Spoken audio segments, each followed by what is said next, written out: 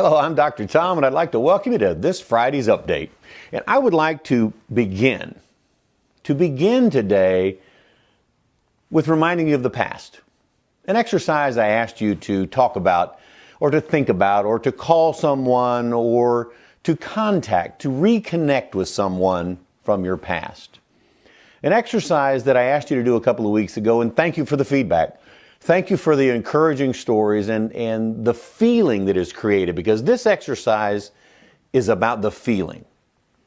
It's about reconnecting and reminding yourself of things that have happened in your past, people that you've been affiliated with, situations and circumstances where you won, where you got to celebrate the wins. Maybe it was even before you understood what the concept of celebrating the win really represented. You just knew somewhere inside of you, that voice inside of you said, this feels good. I like this feeling.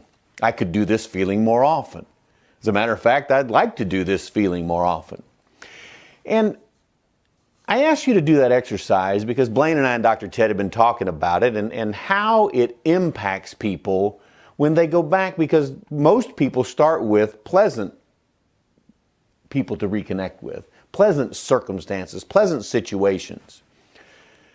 And I want to take that a step further this week, because I want you to understand that when you, even before you pick up the phone, even before you scroll through your contacts, even before you think of someone that's no longer in your phone because you've gotten a new phone and it didn't transfer in the data to your new upgrade, my point is, it's the thought process where this begins. It's the thought process where the win begins.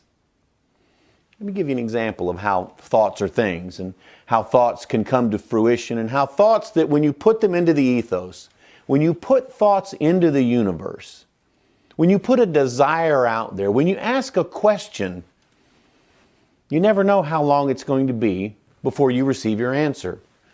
Sometimes the question you get an answer to almost immediately, and sometimes it takes time.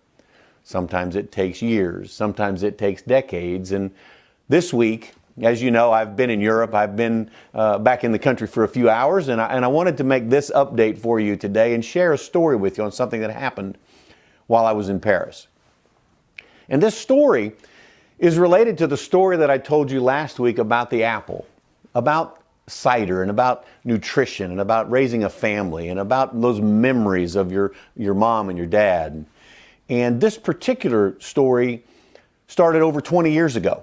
We've been going to Paris. Ann and I were talking about it. I think I told you last week it had been 26 years. It's actually 30 years. Time flies when you're having fun in this club. Time flies when you're having fun in your life. And probably 20 years ago, we did a seminar in Paris. And we taught there, we taught an event there, and then we traveled in Europe for the week, and then taught another seminar up in Amsterdam the following weekend. Yes, it's a good job if you can get it. And you see, it's not really the job, it's what we're doing, it's our life, it's a passion, it's what we do.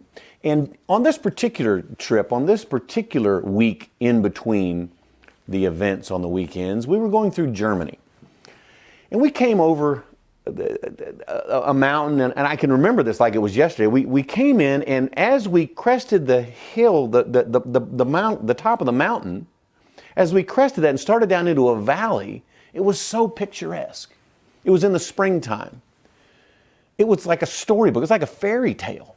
And when you looked at it, I mean, just everywhere, we're oohing and ahhing, driving along, talking about the magnificent beauty of something we'd not seen before. Not live, not being there, not being in that energy and that frequency. And it was a springtime. I know it was a springtime because the apple trees were in bloom, in full bloom. And so these valleys, the land was just covered with apple blossoms. It was so magnificent. And I had this thought. I wonder what a German apple tastes like. I wonder what an apple fresh off of a tree in Germany would taste like. And then we went on about the trip, because you couldn't get a fresh apple because it was springtime. A freshly picked apple, like the one I had in Canada that I talked about last week. Well, so I'm teaching a seminar in Paris this week. And I remember, get this timeline. I talked about this story last week when I had made the video just before I left. Well, I'm in a seminar in Paris, and Claudia, a level 7 member, Claudia of Claudia and Peter, the Koosters, came up to me and said, I just watched your Friday update this morning. And I want to tell you, my son, Marcus, picked 2 apples from our apple tree to bring to you in Paris. And she said, I thought, is that an unusual gift? I'm not sure about, giving you an apple in Paris.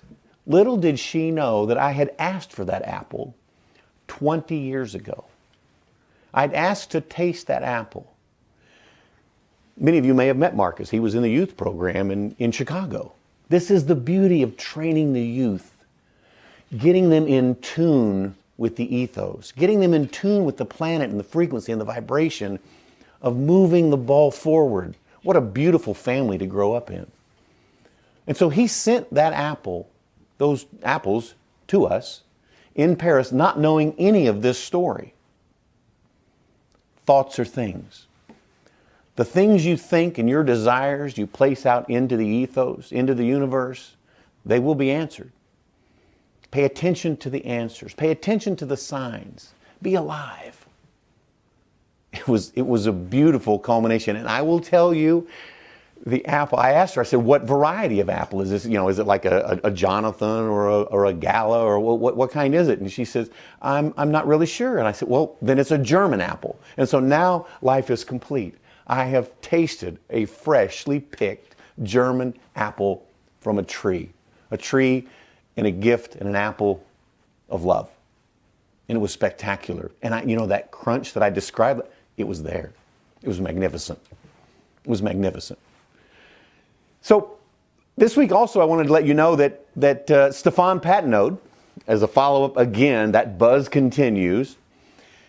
As a follow-up from that class, Stefan is doing a membership overview meeting.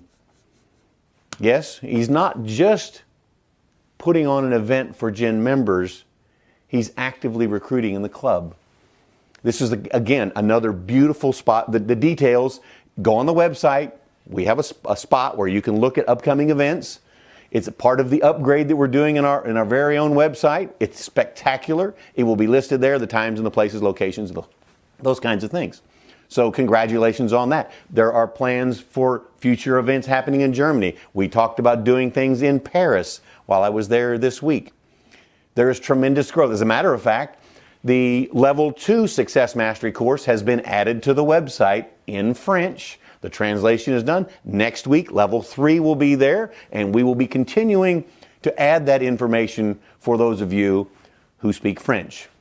It is a beautiful update and a beautiful time to be involved inside the growth of what's happening inside the Global Information Network. So again, congratulations. Those of you, I also mentioned, those of you Level 7, whether you're a candidate or a senior officer, look for the emails that have been sent out to you. If you haven't received them yet in your inbox, make sure that you look into spam and find them. They're out there. So if not, contact us and we'll make sure that you get that and we can follow up on that. Again, Paradisus registrations are coming in. Spectacular. Good job. Thank you for paying attention. Thank you for taking proactive steps. That registration list continues to grow every single day. We're also getting more people to register for the event every day. So it is on course. It is going to be an incredible, incredible event in Punta Cana. And the message I want to leave you with this week, aside from the fact that your thoughts are things, what a beautiful message, is that about travel, that about Punta Cana, that about being a global entity. You see, I was reminded of this in traveling this week, and it's why, Kevin actually suggested early on in this club, get a passport. For those of you who are new members, if you do not have a passport, get one, because you're going to need one as you travel and grow with this club. Because the growth that happens when you travel, when you see other cultures, when you see other ways of seeing things, it creates new neural pathways for you. It creates a bigger than your life existence mentality for you. It allows you to grow. You learn about their history. When you're on these trips, go a little early, stay a little late. Spend some time learning about culture. Try some new foods.